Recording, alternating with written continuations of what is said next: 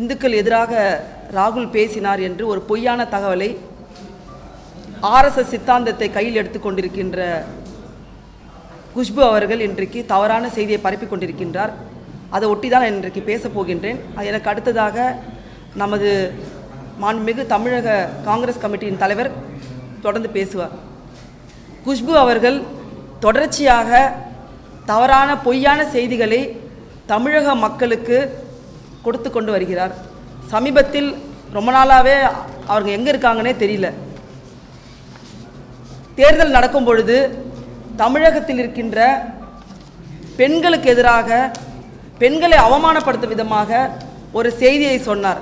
என்னவென்றால், தமிழக அரசாங்கம் பெண்களுக்கு, சாதாரண ஏழை குடும்பத்தை சார்ந்த பெண்களுக்கு மகளிர் உரிமை தொகை வழங்குகின்றார்கள்.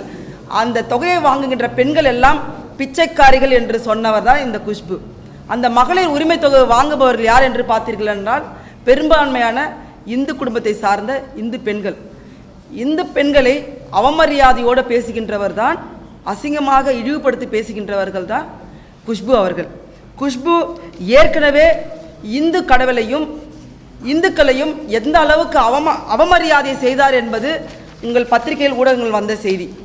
இந்து கடவுள் சிலையின் பக்கத்தில் செருப்பை அணிந்து கொண்டு கால் மேல் காலை போட்டுக்கொண்டு அந்த கால் அந்த சிலையின் மீது படுவது போன்று உட்கார்ந்து அமர்ந்து ஒட்டுமொத்த இந்துக்களின் உணர்வுகளை அவமானப்படுத்தியவர் தான் குஷ்பு.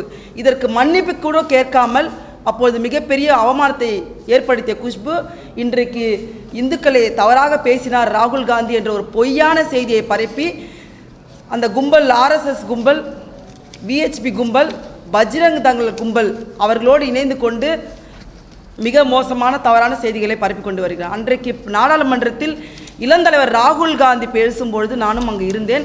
தலைவர் சொன்னது ஒன்றே ஒன்றுதான், இந்துக்கள் யாருமே வெறுப்பை பரப்புபவர்கள் கிடையாது, வன்முறை ஏவுபவர்கள் கிடையாது. இந்துக்கள் என்பவர்கள் அன்பை மட்டுமே செலுத்துபவர்கள். இந்து மதம் அதை மட்டுமே போதிக்கின்றது என்று சொன்னார். நான் மக்களிடம், இந்திய தேசத்து மக்களிடம் அன்பை மட்டுமே விதைக்கின்றேன், அன்பு மட்டுமே எனக்கு கிடைக்கின்றது என்று இளந்தலைவர் ராகுல் காந்தி சொன்னார். இந்து கடவுள் மட்டுமல்ல, இஸ்லாமியர் கடவுளாக இருக்கட்டும், கிறிஸ்துவ கடவுளாக இருக்கட்டும், ஜைன கடவுளாக இருக்கட்டும், எந்த கடவுளாக இருந்தாலும் அன்பை மட்டுமே அந்த மதங்கள் போதிக்கின்றது. ஆனால் இன்றைக்கு நாட்டில் நடக்கின்ற சம்பவங்கள் எல்லாம் பார்த்தால் வெறுப்பை மட்டுமே மோடி அவர்கள் விதைத்து கொண்டிருக்கின்றார். ஆர்எஸ்எஸ் சித்தாந்தம் வெறுப்பை மட்டுமே மக்கள் உமிழ்ந்து கொண்டிருக்கிறது மக்கள் மீது என்று பேசினார். இதை மட்டுமே பேசாரே தவிர எந்த ஒரு தவறான வார்த்தை இந்துக்களை பற்றி பேசவில்லை.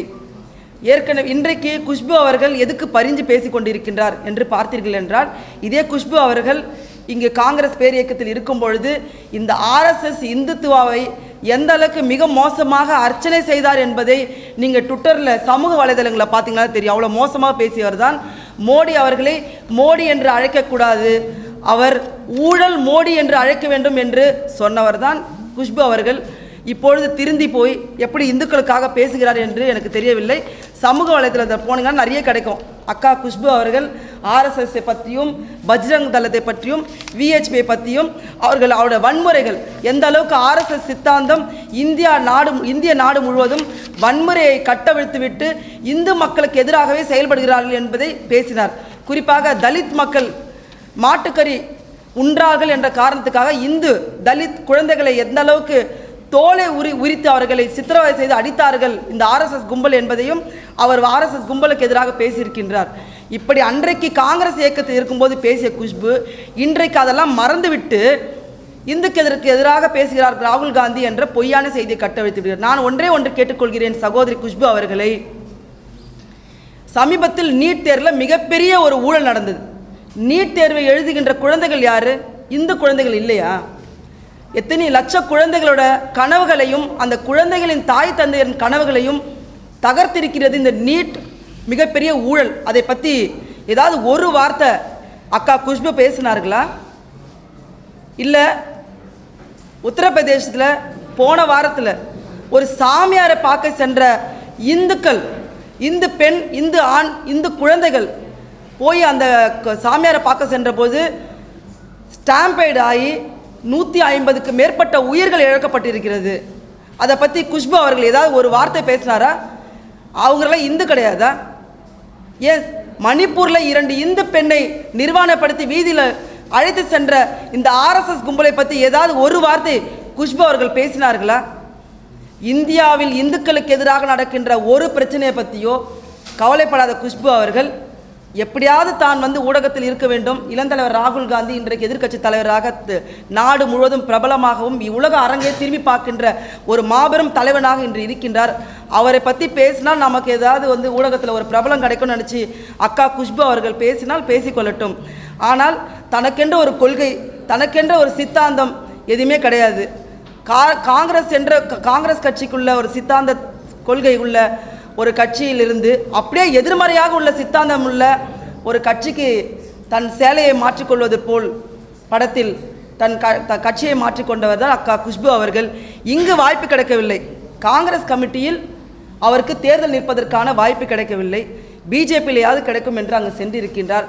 காங்கிரஸில் யாருக்கு வாய்ப்பு கிடைக்கும் என்றால் உழைக்கின்றவர்களுக்கு, சாதாரண குடும்ப பின்னணியிலிருந்து வருகின்றவர்களுக்கு, இந்த இந்திய தேசத்தை நேசிப்பவர்களுக்கு, இந்தியா ஒற்றுமையாகவும் அமைதியாகவும் சுதந்திரமாக செயல்பட வேண்டும் என்ற எண்ணத்தோடு இருக்கின்றவர்களுக்கு கட்டாயமாக வாய்ப்பு கிடைக்கும். குறிப்பாக நான் பல்வேறு ஆண்டுகளாக இந்த பேரியக்கத்தில் பணியாற்றி கொண்டிருக்கின்றேன். சாதாரண குடும்ப பின்னணியிலிருந்து வந்தவள், மிகப்பெரிய அளவில் பொருளாதார எந்த ஒரு முன்னேற்றமும் இல்லாத ஒரு பெண்மணி, நான் மிக மிக பிற்படுத்தப்பட்ட சமூகத்தை சார்ந்தவள்.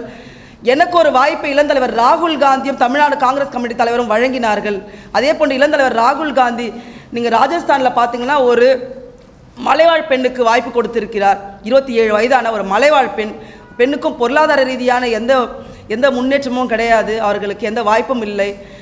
அப்படிப்பட்ட பெண்களுக்கு மட்டுமே வாய்ப்பு கொடுப்பவர் ராகுல் காந்தி அவர்கள். நீங்கள் இது பார்த்தீங்கன்னா கேரளாவில் பார்த்தீங்கன்னா ரம்யா என்ற பெண், அவங்களும் ஒரு மலைவாழ் பெண். சாதாரண அடித்தட்டு மக்களுக்காக சேவை செய்கின்ற எண்ணம் உள்ள, காங்கிரஸ் சித்தாந்தத்தையும் இந்த தேசத்தின் இறையாண்மையையும் ஒருமைப்பாட்டையும் மதசார்பின்மையும் தூக்கி பிடிக்கின்ற பெண்களுக்கு மட்டுமே காங்கிரஸ் பேரியக்கத்தில் வாய்ப்பு கிடைக்கும். வாய்ப்பு கிடைக்காத குஷ்பு அவர்கள் வேறு கட்சியில் போய் அங்கு ஏதாவது வாய்ப்பு கிடைக்குமா என்று பேசிக்கொண்டிருக்கிறார். அவர்களுக்கு பதில் சொல்வது என்பது வீண். இந்த தமிழ்நாட்டில் இருக்கின்ற ஒட்டுமொத்த பெண்களும் தேர்தல் சமயத்தில் குஷ்பு அவர்கள் பெண்களை பிச்சைக்காரி என்று சொன்ன பிறகு ஒட்டுமொத்த பெண்களும் சகோதரி குஷ்பு அவர்களை வெறுக்கின்றார்கள். பாதகம் செய்பவரை கண்டால் நாம் பயங்கொள்ளலாகாது பாப்பா, மோதி மிதித்து விடு பாப்பா, அவர் முகத்தில் உமிழ்ந்து விடு பாப்பா. அண்மை செய்திகளை உடனுக்குடன் தெரிந்து கொள்ள இணைந்திருங்கள் இயம்நாடு தொலைக்காட்சியுடன்.